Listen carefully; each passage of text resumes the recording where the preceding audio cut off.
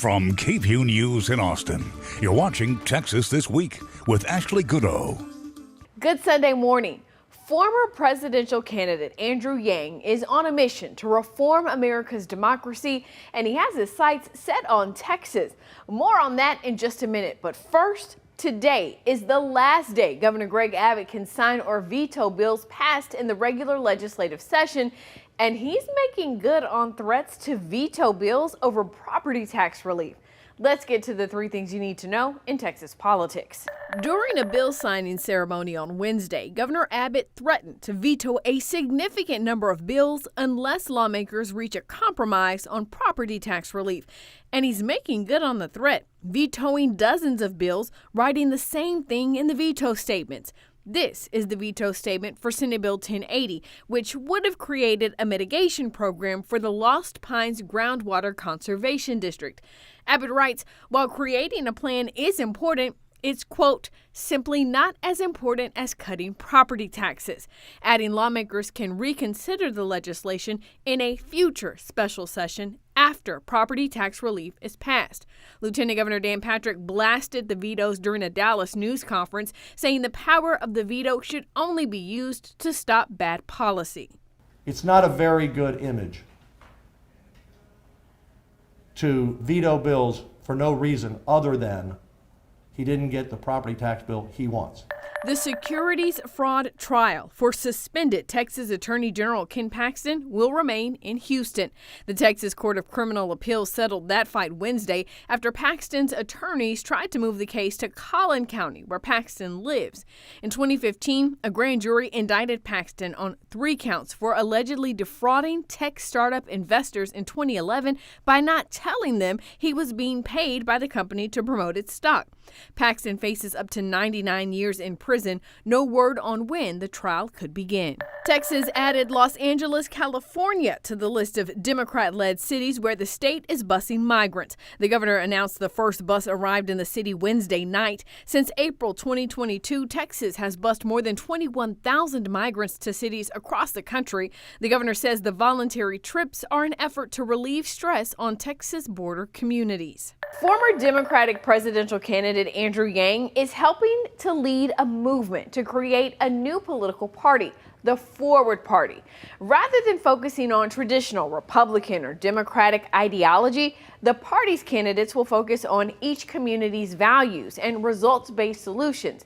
Yang joined me to talk about why he believes Texas is a great place for the party to make its mark. We are kicking off the Texas Forward Party, texasforwardparty.org. It's a new up-the-middle political party, not left or right, but forward, which is where most Texans and most Americans want to go.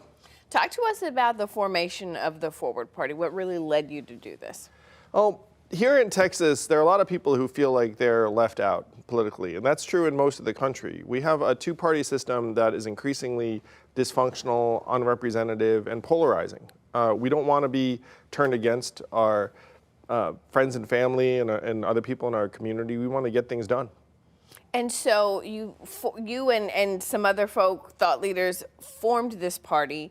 You know, there are thoughts about other parties that have tried to start, movements that have tried to start in the past and have been unsuccessful. What makes you feel like this will be different? We're just a lot cooler than everyone else who has gone this direction. So I'm a numbers guy and an operator. It turns out that 43% of the local races in Texas are uncontested or uncompetitive. And if you look at it, it's not like Democrats are heading to rural parts of Texas and running candidates and trying to win. This state has been carved up into blue zones and red zones, like most of the country. If there's anything the parties can agree on, it's to avoid competition. And that's what we want to change with the Forward Party. But the path is very, very clear. At this point, 2/3 of Americans want another option, and 49% of Americans say they're independents. When you look at what you will have to compete with in order to get candidates to run in rural parts of the state particularly. You know, that's a challenge particularly for Democrats because Texas is so reliably red. So how do you think you're going to go about recruiting folk to run in those smaller cities? Well, the truth is that if you ran as a Democrat in a lot of those areas, you would lose. But if you run as Forward Party, then people have never heard of that, so they don't know whether to love or hate it, so they might have to listen to you.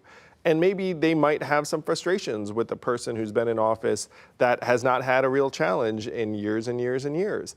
The same is true in reverse, too. Like there are parts of the state where maybe a Democrat has sat unchallenged for a while because it's like a blue oasis, I think. and there might be someone who wants to provide common sense policies and a more moderate approach in that environment, too. The thought process of the Forward Party, is it more of a moderate, what you would call a common sense? You know, when we think about how polarizing both sides can be, you feel like this is the party in the middle. Well, we're practical, we're non-ideological. It could be that the practical solutions don't fall neatly on this left-right spectrum. And we're trying to reconnect people to our representatives and then give the people what they want, whatever that means. It could be something generally thought of as down the middle, but it could be something else. And that's what we need to establish, because right now you have a system where we don't matter. You have a system where it's just this ideological back and forth, and our communities, unfortunately, are left behind. But with no political ideology, how do you feel as though people can really align to the party itself? Or is that the idea? You want folk to align to the person instead? Well, we want candidates to be able to express themselves. We have this thriving grassroots movement here in Texas. If you go to texasforwardparty.org, you'll meet the executive committee and all of these people. And we want Texans to establish what the platform should be for Texas instead of having some top-down approach from me or anyone else. It's an interesting way to look at things. You guys actually consider Texas to be a battleground state. Why is that? Well, it's a very important state, and it is one of our focus battleground states, but it is, in essence, a one-party rule state, and that is not unusual. It turns out that 75% of the country is one-party rule, where one party controls all branches of government.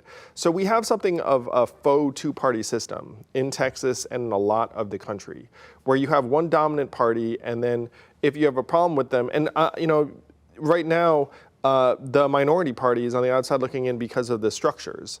And the same could be true in reverse in a place like California. So we are the pro-dynamism, pro-competition party on either side of the spectrum. This idea of moving forward rather than left or right is something you explored in your book. Tell us a little bit about that. So I ran for president, and what I determined is that our current political system is not meant to deliver solutions on climate change, education, homelessness, poverty, which is what I ran on. And so I had to grapple with the fact, look, if you still want to combat poverty, which I do, it turns out that reforming our democracy is the first major step. And there are folks I'm working with who were climate change activists who realize that our political system is not going to deliver on climate change unless you reform our democracy. This is the argument that Ford has to make and deliver, is like, look, no matter what you care about, this system is not going to deliver it. And that we have to reform the system itself, because right now you have a 94% incumbent reelection rate in Congress, even though our approval rating of Congress is like 20%.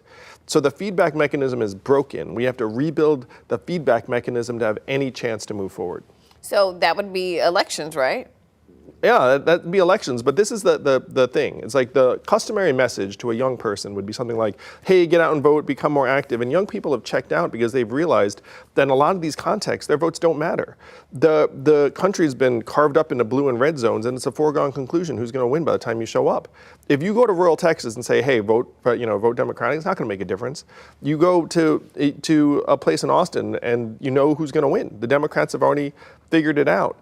So we have to shake this up to a point where there's genuine competition and appetite for change can actually be satisfied. Because right now, you're just being set up to get more and more frustrated and angry, not at the system, but at each other.